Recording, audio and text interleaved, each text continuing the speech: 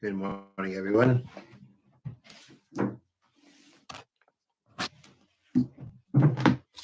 Okay. Perek Tes Mishna Daled. Again, continuing with the discussion of the laws of beer, the obligation that when a certain type of species of food is not available or plant is not available for the animals in the wild, what you have collected in your house now has to be either completely eaten or removed. And we said yesterday how basic that with the Eretz Yisrael is divided into three areas. And what that means is that within the entire area, if in one place the species of food is available, even if another place it's not, even in that place where it's not, you don't have to do beer. So now, we may continue eating based on what's available in abandoned areas, but not available in protected areas. So what that means is that, again, when we're saying that because this species of food, of produce is still available in one area, that therefore, even if another area it's not, at the end of the day, or whenever we say that as long as it's available, that once it becomes unavailable, the halacha is you got to do beer, and once it's unavailable, it's not. Then availability, it's all based around the fruit, the produce that's available in an abandoned area, basically in an area where the animal has access. But let's say it's an area that an animal doesn't have access to. So this type of fruit is available in the abandoned areas, meaning where the animal has access, it's not there anymore. But in a place that's shower, in an area that's protected, but let's say a garden in a courtyard. So that's a place where an animal typically is not going to go, because anywhere that things are inhabited, an animal in the wild is not going to go to. And but nonetheless, we're talking about where that species of fruit is available in such a protected area. The fact that something is available in a protected area isn't going to help you to say, well, since it's available there, I don't have to do beer. That kind of availability is not enough. The availability has to be that it's available in an area that's unprotected. Mufkar means ownerless, but it means in this context unprotected. So if the animal has clear access, but in an area where the animal doesn't have the clear access, because not where an animal goes, it's an inhabited area. The fact that that species of fruit is available there isn't going to help you to say, I don't have to do beer yet. It's still available.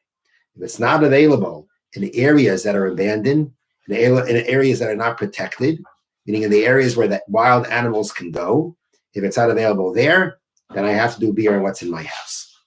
Now, as the Yad Avram points out, interestingly, when we're talking about the fruit growing in a protected area, when we use the word shomer, guarded, typically in the Mishna previously, it's actually talking about a field that you're guarding from people from coming into. The Torah says you got to let anybody walk into your field to take what grows during Shemitah. Shomer typically means where you're transgressing that and you're not letting people go in. That's not what it means here. Here it means it's growing in a protected area, it's growing in a courtyard, and you're following the halacha that says if somebody wants to come in and take, they can come in to take. So you're not doing anything wrong in this case. Nonetheless, since it's a protected area, it's an area that is protected and inhabited by people, and animals don't go there, that area cannot determine for you the availability of that species of produce to say that I don't have to do beer. Once it's not available in the abandoned areas, I have to do beer. Rabbi Yossi mater af al hashomer. Rabbi Yossi permits to eat, to continue eating, even if it is guarded. Again, according to Rabbi Yehuda, it means that even in an area where it's guarded, the halacha is that if it's still available there, then that's called it's still available and you can continue eating. Now, when we're talking about a protected area, we of course are not talking about when it's in your house. Because if we say that as long as it's in your house, you don't have to do beer, we've basically contradicted ourselves and undermined the whole concept of beer. Beer is that even that which the whole point of beer is that what I have in my house, I cannot continue eating if it's not available for the animals in the wild. So what Rabbi Yehuda permits based on protected, it doesn't mean what's in your house. Rather, something protected in this context means, as we said before, if it basically it revolves around whether it's detached or not, or whether it's something that you have gathered in. If you've gathered it into your house, that doesn't help you determine beer. That's exactly what you're going to do beer on. We're talking about things that have not yet been picked and brought into your house. They're still sitting out there in the chutzner. That is a situation where Rabbi Yehuda says, that Rabbi Yossi says rather, that even in that area, it's available in that area, that will allow you to continue eating and have to do beer. My understanding according to Rabbi Yossi is that, yes, it's a protected area. Nonetheless, the animals could go in there, because if an animal does roam in there, you're not allowed to chase it out. So the animal does have access there. And since what's growing there is ownerless, because again, the Shemitah produce is ownerless, and if the animal were to go in there, it could partake from it. According to Rabbi Yossi, that is enough to say that this species of produce is available, that now I don't have to do beer yet. We don't pass like Rabbi Yossi. The halacha is not like Rabbi Yossi, that once it's in a protected area where the animals typically don't go, that cannot tell you I can continue eating. If it's not available in the wild, and we mean in a protected area, halacha is, once it becomes unavailable there, you got to do beer in what's your house. But Rabbi Yossi was never talking about, when he said that shomer, that something protected can allow you to continue eating, he wasn't talking about where you picked it and you brought it into your house. He's talking about where you didn't gather it in yet. It's still in the field, possibly, and even let's say it became detached, but it's sitting in the field. At the end of the day, it's still ownerless. It's still ownerless. If there are ownerless fruits, produce that are available, even in a protected area, but again, they haven't been gathered, no one acquired them yet, no one picked them yet. If there is still ownerless fruit available, even in a protected area, according to Rabbi Yossi, that would permit you to continue eating and not have to do beer, but that's not the halacha. Next, we may eat based on tfichin. Tfichin are birdhouses. They used to be like these earthenware vessels that were built into the wall, and the animals would use them as nests, and they would bring food there. So according to what the Mishna is saying is, if the food, if food is still available, if the birds still have the food in their bird's nest, so although they've actually kind of brought into a protected area, at the end of the day, it's available for those birds, those wild birds, it's available to them, as long as that species of food is available to them in that net, in their nest, even if it comes out that in the field it's not available, but it's available in these bird houses, that would say it's still available for the wild, and I don't have to remove it from my house. Val hadufra, I can eat based on dufra. Dufra means the second crop. You have trees that produce 2 crops a season. So if I have produce from the first crop, although the first crop is gone, as long as the second crop is around of that same species of produce, I can continue eating what I have even from the first crop and don't have to do beer yet. But I cannot eat based on the availability of sidvanias, our winter crop. Winter crop means that there were certain grapes that, although they were considered ripened enough to be considered developed enough that they're considered grown in the Shemitah year, and they have the status of Shemitah produce. Nonetheless, they didn't harvest them then. They actually let them continue growing into the winter, because that's when they fully grew.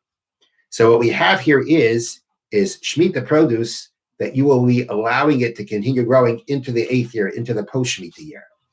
Now, one would think that since it's Shemitah produce, if for some reason it's not available anymore, for some reason they're all gone, that what I already collected from them, again at the early stage, shouldn't be a problem, because of the fact that it's this type of Shemitah produce isn't available anymore. So if it's not available anymore, then it should then we should say that I'm sorry, mixing myself, I'm mixed up. If let's say you went ahead and right, as we said, beer can even happen in the 8th year, because if once the Shemitah produce doesn't become available, then the halacha is that you have to do beer. So here the situation is that these sitvanios, meaning these grapes that already had ripened in a small amount during the Shemitah year, and then they continued into the 8th year. So you might say, well, as long as they are available during the 8th year, the halacha should be, as long as they're available during the 8th year, then the halacha should be that this produce is still around. If it's still around, I shouldn't have to do beer. But the Mishnah is saying, I can't eat grapes based on those grapes that grow primarily in the winter, right? You have grapes. You want to say, well, grapes are available because although let's say the type of grapes that I have aren't available, but there are other grapes that are available. These winter grapes are available, so it's available for the wild animals. What should be the problem? The Mishnah says I can't do that because since they are they're finishing and they're primarily growing during the 8th year, then people look at them as 8th year produce. 8th year produce doesn't help you for beer on the 7th year produce. So although I actually have a 7th year produce continuing into the 8th year, I have those grapes continuing the 8th year. And based on those types of grapes, I should be able to say about all grapes that grapes are still available. And since they're still, and I have Shemitah produce grapes that are still available. And because they're considered grown enough in Shemitah that they have the status of Shemitah produce. And since they're continuing now into the 8th year, so I have Shemitah grapes available in the 8th year for the wild animals, then I can continue eating my grapes that I have in my house. And the answer is, if the only grapes that are going to be available are those winter grapes, then I cannot continue eating the grapes in my house based only on those winter grapes. Because although halachically they're Shemitah produce, people think they're not Shemitah produce. They think it's 8th year produce. So they think you can't rely on this. This is 8th year produce. You can't rely on this to continue eating grapes in your house. So if the only type of grapes that I have left in the wild are these winter grapes that halachically are Shemitah produce because they grew enough in the 7th year, but they appear like they grew as part of the 8th year. If those are the only grapes left in the wild, then that's not going to allow me to continue eating the grapes I have in my house, because people think that that grapes are not available, that again, Shemitah grapes aren't available anymore, and therefore beer has to be done. So although truthfully the Shemitah grapes are available, you can't rely on them to continue eating. Rabbi Yehuda matir, Rabbi Yehuda permits.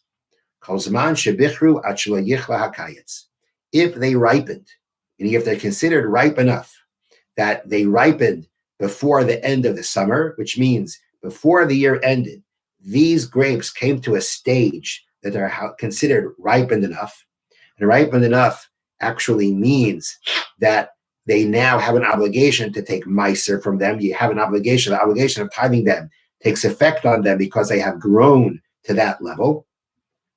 Then the halacha is that if they grown to that level, as long as they have grown before the end of the year, which means they've reached the stage of the end of the year, which means that they have become ripe and they consider fruits and are Shemitah produce because they came to that point during the year, then already, if they're still available, I can rely on them to eat. I should have mentioned before that actually,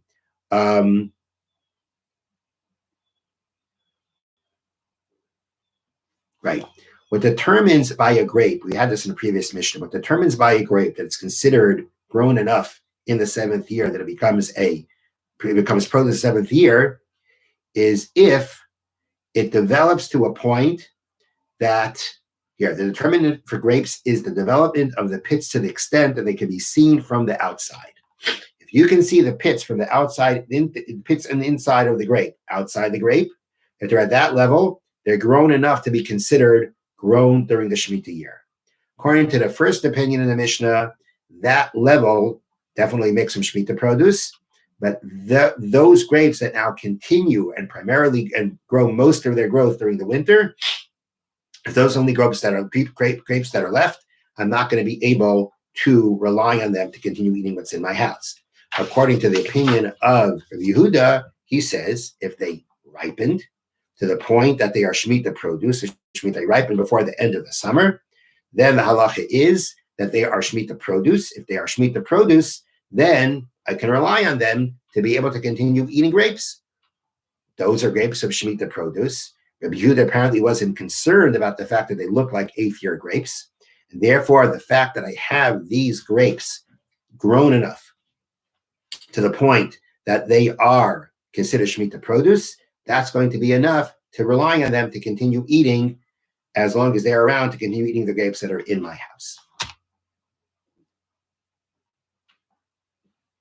Okay. And the halach is not like Rabbi Yehuda. The halach is like the Tanakama. So if the only grapes that are available in the wild were these grapes that are primarily growing in the winter, that's not enough. That those would not be, you can't rely on them to be able to continue eating what's in your house. You got to do beer. Okay. Next, then now we're into the mitzvah, Sefer HaMitzvot, mitzvah chavches. Mitzvah lo yisaseh, a prohibition. Shalei ligdar, not to make a gash, velistrate, or to make an incision, b'psari, one's flesh, of a desire for the purpose of idol worship, al-mesai, or as a sign of mourning for the death of a loved one. Shadema, as it says, lo yisisgaidedu. When the Torah says lo yisisgaidedu, that means do not make a cut in yourself. And that actually is concluding whether the cut is for the purpose of idol worship or as a sign of mourning for the death of someone, of a close relative. HaMasar basari al-mesai, one who makes an incision in his flesh as an act of mourning for someone who passed away. He transgressed his prohibition. Whether he did an incision with your hand or with a utensil, with a tool. If we're talking about doing it as a purpose of worshiping idols, the kli chayav malchus. If you use a tool, you'll be liable to lashes. Ubayad, if you do it with your hand, you'll be exempted from lashes. Okay, so that's the first part. First part of means do not make a cut into yourself as part of an act of idol worship or as a sign of mourning. What's also included in this prohibition of leisiskaidu is something else. Agudas, not to make groups. The word siskaidu can either mean to make an incision or it means from the word aguda, don't make groups. Right? So meaning basically you should not have, if there's one community that's considered one community that's supposed to follow things together, they shouldn't break up into different groups where you have one community that's following one practice, another community that's following another practice. This applies in all places at all times, both by men and by women. Have a wonderful day.